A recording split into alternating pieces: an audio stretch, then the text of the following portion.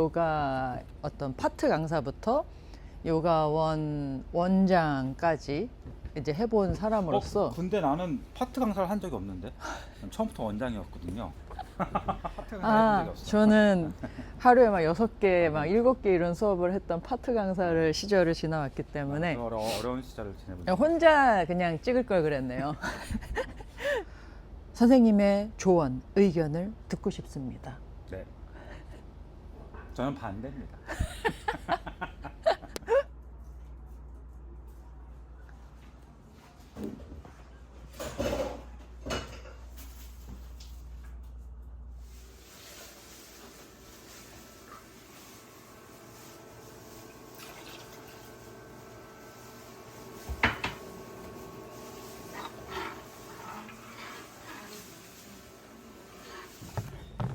안녕하세요, 유엔쌤. 안녕하세요.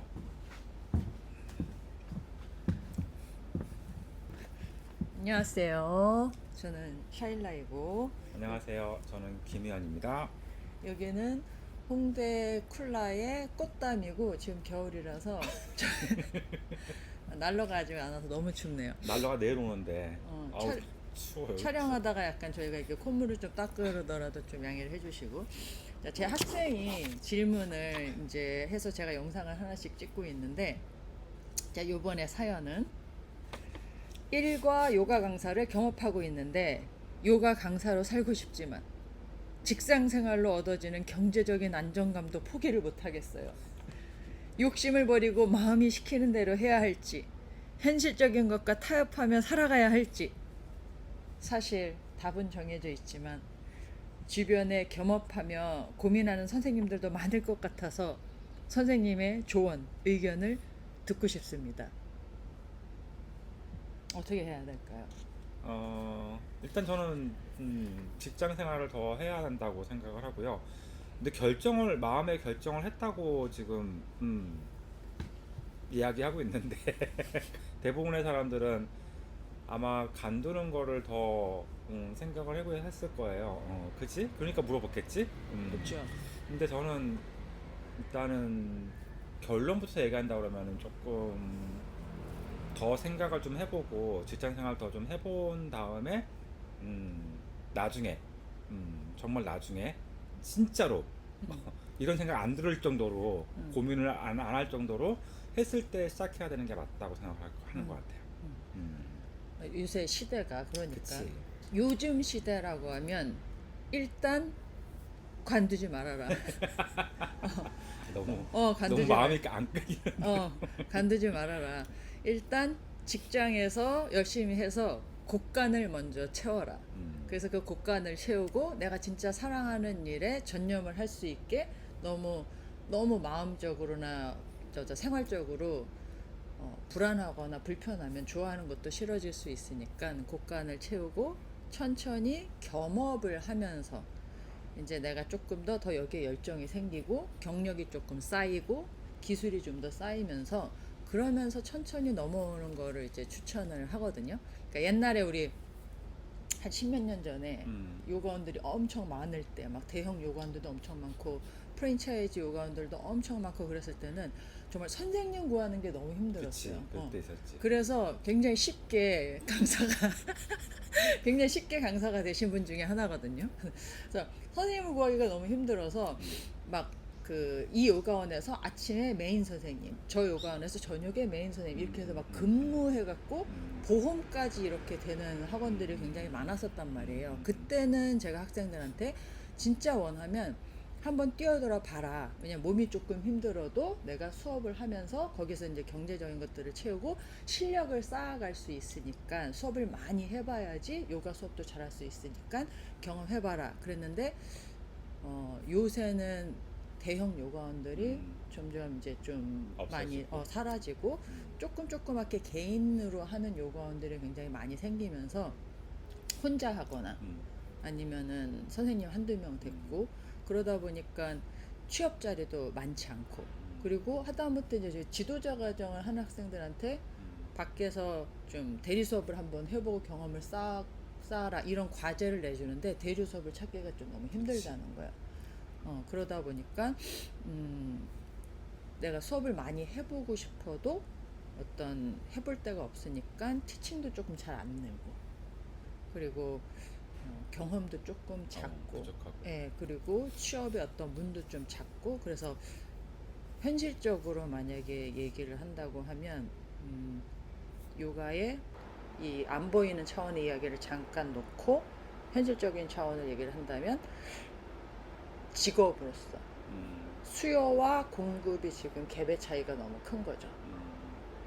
그러니까 요가 강사들은 굉장히 많은 학원들에서 배출을 하고 있는데 그 배출된 선생님들이 취업 자리를 구하기가 조금 쉽지 않은 상황이라는 거죠.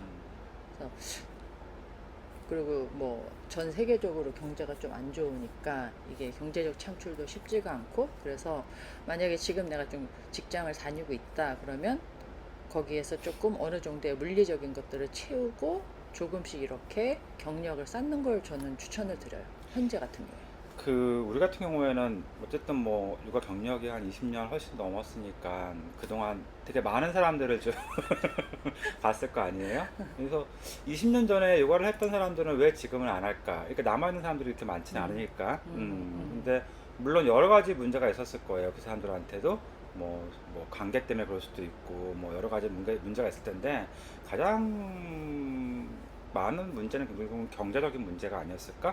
만약에 그 사람들이 경제적인 게 풍족하고 경제적으로 요가를 하면서 먹고 사는 문제에 별다른 그런 어려움이 없었으면은 계속 요가를 했을 텐데 많은 사람들이 아마 요가를 못하는 이유 중에 하나가 경제 때문에 그럴 수도 있다는 생각이 좀 들었거든요. 근데 맞아요.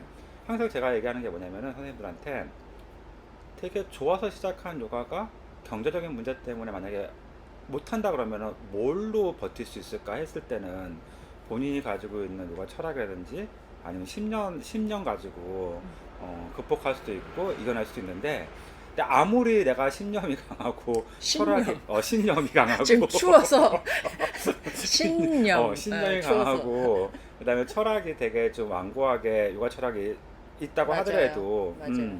경제적인 것 때문에 쉽게 무너지는 경우가 되게 많거든요. 맞아요. 그래서 일단은 경제적인 문제가 해결되는 게 가장 좀 좋은 것 같고 그럼에도 불구하고 나는 내면의 평화를 더 내가 마음이 끌리는 대로 더 하고 싶다 그러면은 얼마든지 그런 각오를 한다면 충분히 할 수 있다고 보거든요. 제가 예를 들면 한 두 종류의 이제 선생님들을 보게 되는데 제가 알던 선생님이 한 분이 회사를 다니면서 너무 스트레스를 받은 거야. 근데 그 스트레스를 자기 월급 받은 걸로 전부 다 이렇게 해소를 하는 거예요. 뭘 사고 사고 막 먹고. 그걸로 그치. 근데 회사를 관두고 요가 강사가 됐어. 근데 그 스트레스가 좀 없어지니까 쓰는 스트레스가 없어지니까 왜 이렇게 추워 여기. 스트레스가 없어지니까 그러니까 아무래도 그거를 이제 극복할 수 있는 그런 것들이 생겼는데 그래서 그 사람이 어떻게 됐냐면은 나중에는 이제 산티아고 순례길 가가지고 포르투갈 남자가 만나서 아프리카 가서 모잠비크 하는 데서 요가원을 지금 하고 있어요. 그런 경우가 달라진 거고. 그런 경우가 있는 거고 또 한 경우는 또 마찬가지로 직장을 관두고 요가 강사를 했는데 한 1년 2년 하다가 도저히 힘들어가지고 다시 그 직장으로 들어가는 케이스도 좀 많거든요. 그래서 어쨌든 이런 것들을 보면은 본인이 어떻게 철학적으로나 신념적으로 가지고 있냐에 따라서 극복할 수도 있고 못할 수도 있는데 그건 결국은 경제적인 거가 되게 큰 것 같아요. 맞아요. 맞아요.